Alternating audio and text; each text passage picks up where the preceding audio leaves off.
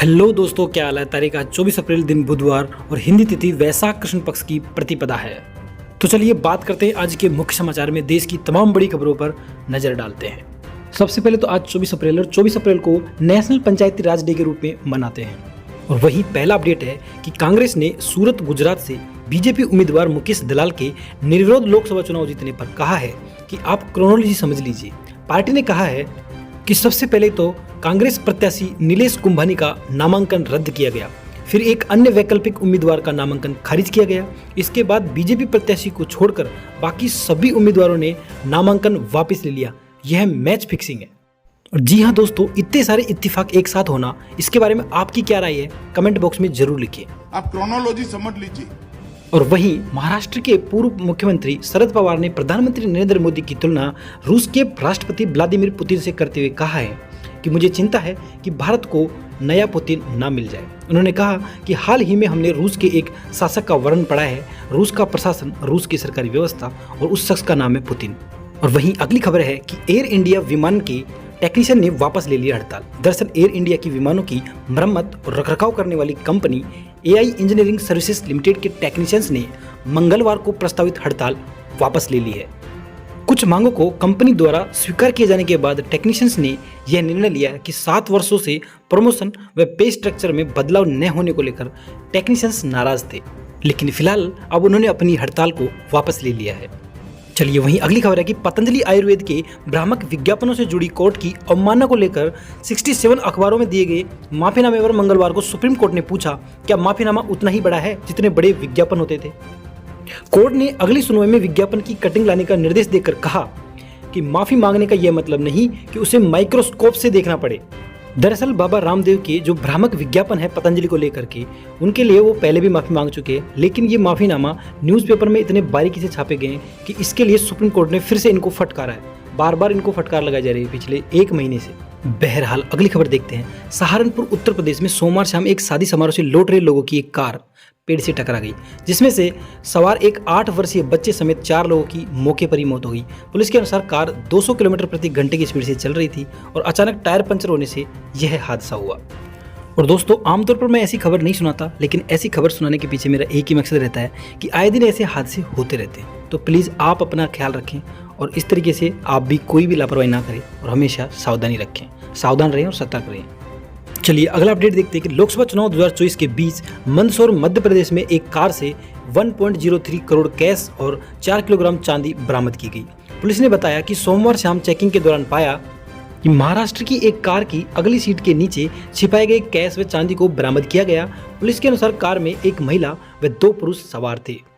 और वहीं खबर है कि ताइवान में सोमवार रात से मंगलवार सुबह तक 200 से अधिक भूकंप आए। हालांकि इन भूकंपों में सबसे शक्तिशाली भूकंप की तीव्रता 6.3 थी और इसमें बड़े नुकसान या किसी के हताहत होने की खबर सामने नहीं आई। गौरतलब है कि 3 अप्रैल को हुआलियन में आए 7.2 तीव्रता के भूकंप के बाद से ताइवान में लगभग 1000 प्लस भूकंप आ गए हैं। और वहीं ईरान के राष्ट्रपति इब्राहिम रईसी ने कहा कि अगर ईरानी क्षेत्र पर इजराइल का हमला होता है तो इससे स्थितियां तेजी से बदलेंगी और परिणाम स्वरूप इजराइल में कुछ भी नहीं बचेगा, ऐसी धमकी दी है। और वहीं अगली खबर है कि बॉम्बे हाई कोर्ट ने मंगलवार को आदेश दिया कि सरकारी बैंकों के पास कर्ज नहीं चुकाने वालों के खिलाफ लुकआउट सर्कुलर यानी LOC जारी करने का अधिकार नहीं है। और कोर्ट ने केंद्र सरकार के कार्यालय ज्ञापन की उस धारा को भी असंवैधानिक करार दे दिया जिसमें सरकारी बैंकों के चेयरपर्सन को ऐसे लोगों के खिलाफ LOC जारी करने का अधिकार दिया गया था। चलिए अगली बहुत ही अच्छी खबर है कि भारत ने हवा से सतह पर मार करने वाली बैलिस्टिक मिसाइल के नए संस्करण का किया परीक्षण। दरअसल भारतीय वायुसेना ने मंगलवार को 250 किलोमीटर से अधिक दूरी की मारक क्षमता वाली बैलिस्टिक मिसाइल के नए संस्करण का सफल परीक्षण किया। वहीं रिपोर्ट के मुताबिक हवा से सतह पर मार करने वाली इस मिसाइल के परीक्षण के दौरान कमांड की परिचालन क्षमता एकदम सटीक रही और अंडमान और निकोबार द्वीप समूह से मिसाइल का परीक्षण किया गया। और वहीं अगली बहुत ही शानदार खबर है कि रिलायंस जियो का बजा डंका। चीनी कंपनी को पछाड़कर अब बना दुनिया का सबसे बड़ा मोबाइल ऑपरेटर। दरअसल देश के अरबपति मुकेश अंबानी की कंपनी रिलायंस जियो ने डेटा खपत के मामले में नया रिकॉर्ड बनाया है। रिलायंस जियो अब डेटा ट्रैफिक में वर्ल्ड की नंबर 1 कंपनी बन गई है। दुनिया में डेटा ट्रैफिक में अब तक नंबर 1 कंपनी रही चाइना मोबाइल लुढ़क कर अब दूसरी पोजीशन पर पहुंच गई है। और दोस्तों, वीडियो अगर आपको पसंद आ रही है तो इसे लाइक करें और इसे ज़्यादा से ज़्यादा लोगों तक शेयर करें ताकि ये इन्फॉर्मेटिव वीडियो सभी के पास पहुंच सके। और चैनल को अभी सब्सक्राइब करो। तो करना, हम भी परेशान हो गए, करो फिर। और वहीं खबर है कि व्हाट्सएप पर एक बड़े काम का फीचर आने वाला है जिसके जरिए मीडिया और फाइल भेजने के लिए इंटरनेट की जरूरत नहीं होगी। बेटा इन्फो ने अपनी रिपोर्ट में दावा किया है कि बिना इंटरनेट शेयर की जाने वाली फाइल भी एनक्रिप्टेड और सिक्योर होगी। इस अपकमिंग फीचर की फिलहाल बीटा टेस्टिंग की जा रही है। इसके इस्तेमाल के लिए आपको व्हाट्सएप को अपनी फोटो गैलरी और लोकेशन का एक्सेस देना होगा। उसके बाद में आपको इस फीचर का लाभ मिल सकेगा। और वहीं खबर है कि केरल के मुख्यमंत्री पिनराई विजयन ने रविवार को कहा कि कांग्रेस नेता प्रियंका गांधी के पति रॉबर्ट वाड्रा से जुड़ी कंपनी डीएलएफ ने बीजेपी को चुनावी बॉन्ड के जरिए 170 करोड़ का चंदा दिया है। और उन्होंने कहा कि चंदा मिलने के बाद बीजेपी ने डीएलएफ पर छापेमारी रोक दी है और बीजेपी ने डीएलएफ और वाड्रा को क्लीन चिट दे दी है। और वहीं मौसम विभाग ने कहा है कि अगले 3-4 दिनों तक दिल्ली में अधिकतम तापमान 40 डिग्री सेल्सियस तक पहुंचने की आशंका है। दिल्ली में क्षेत्रीय मौसम विज्ञान केंद्र के जो प्रमुख हैं कुलदीप श्रीवास्तव, उन्होंने कहा कि आने वाले दिनों में हीट वेव की कोई आशंका नहीं है। उन्होंने कहा कि पश्चिमी विक्षोभ इस दौरान उत्तर पश्चिम भारत तक पहुंचेगा, लेकिन दिल्ली में इसका कोई असर नहीं होगा। वहीं खबर है कि इजरायली प्रधानमंत्री बेंजामिन नेतन्याहू ने अमेरिका द्वारा इजरायल डिफेंस फोर्सेस IDF की बटालियन पर प्रतिबंध लगाए जाने की तैयारी करने से जुड़ी खबरों को लेकर कहा है कि इजरायली रक्षा बलों पर प्रतिबंध नहीं लगाया जाना चाहिए। उन्होंने कहा कि किसी को लगता है कि वे प्रतिबंध लगा सकते हैं तो मैं पूरी ताकत से इस फैसले के खिलाफ लड़ूंगा। और वहीं रूस ने चावल के खेप में कीड़ा मिलने के बाद पाकिस्तान को चेतावनी दी है कि उसने अगर भविष्य में आने वाली खेपों में फाइटोसैनिटरी यानी कि फसल की स्वच्छता पर ध्यान नहीं दिया तो वह चावल के आयात पर प्रतिबंध लगा देगा। रूस में स्थित पाकिस्तानी दूतावास के व्यापार प्रतिनिधि को मामले की तत्काल जांच करने के लिए कहा गया था।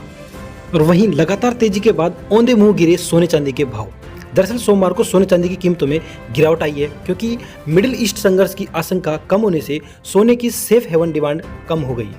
MCX पर 10 ग्राम सोने के दाम 1.04% की गिरावट के बाद 72,050 रुपये पर आ गया। और वहीं चांदी की कीमत 1.74% की गिरावट के बाद 82,050 रुपये प्रति किलोग्राम पर आ गई।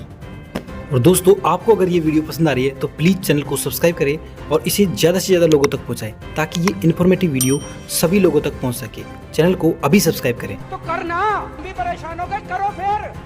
चलिए अगला अपडेट देखते हैं कि कांग्रेस नेता राहुल गांधी ने सूरत गुजरात लोकसभा सीट से बीजेपी उम्मीदवार मुकेश दलाल के निर्विरोध जीतने के बाद एक्स पर ट्वीट किया कि तानाशाह की असली सूरत एक बार फिर देश के सामने है।